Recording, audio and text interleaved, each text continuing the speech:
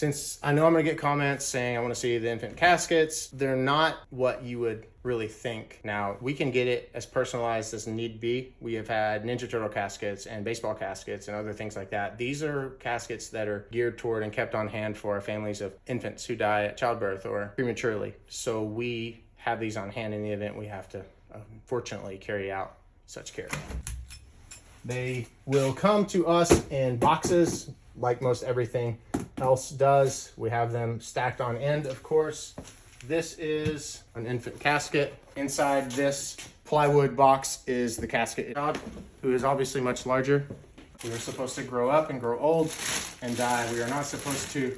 It is not fair for all of you who have lost children. I am hypersensitive to this, and I show this just to educate more than anything, but to make you aware of the unfortunate need for companies such as Cherokee Casket Company, who have been around for a very, very long time.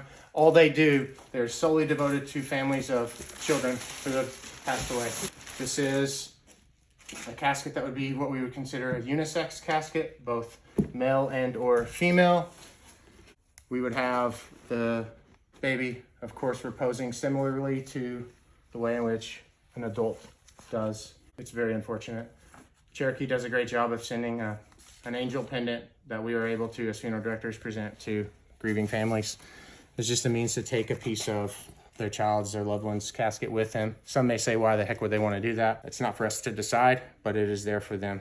Some families have gone as far as having a priest or pastor or someone bless this, and they wear this on their lapel. This information that assists us as directors that Cherokee provided us, but also grief support information for those who are grieving and mourning their child's death. This, of course, would close differently from that of an adult casket. A lot of people ask about pallbearers. Pallbearers would be, in this instance, a family member, and this could be carried out and a loved one tended to with just one loved one, or we've seen where multiple people have been involved in this. I think it's important to do whatever in which the family requests. This is not only a means to ship a loved one's baby casket, but oftentimes this will serve as an outer burial container at the cemetery. Again, Resurrection Cemetery does not charge for opening, meaning digging a grave, setting a vault, in this instance, this container, and then burying that baby, that loved one. No charge on their behalf, no charge on our family's behalf. And if we can do something that doesn't cost the family, who should be buying onesies and diapers and formula,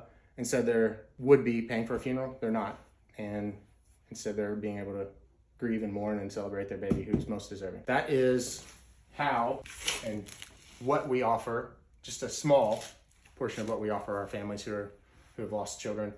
This is something that's very difficult to walk into, to see, for any of us who have ever been exposed to this, even on those who are just paying our respects. It's very, very delicate circumstance. Or I know that many of you are going to want to see this. I want to show you and educate you on this. This is real. This does exist. There are people who are grieving and who have it very difficult at this time, even more difficult than us, and we need to be mindful of them.